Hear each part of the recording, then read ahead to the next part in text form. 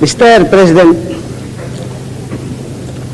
before I proceed, may I make it very clear that my delegation and I have no desire at all. It is not our intention to wound the feelings and the sensibilities of any member nation or of any delegation represented in this General Assembly. But we are here to discuss a very important question.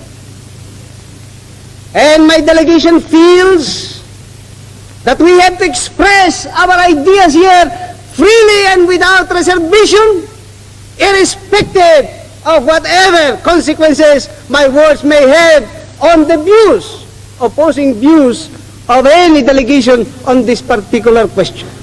But I repeat, we have no desire to wound, to hurt the sensibilities of any member delegation.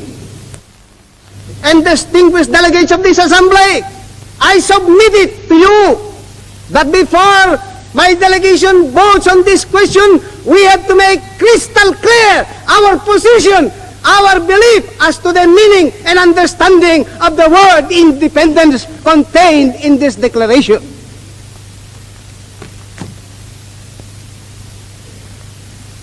The delegation of Ghana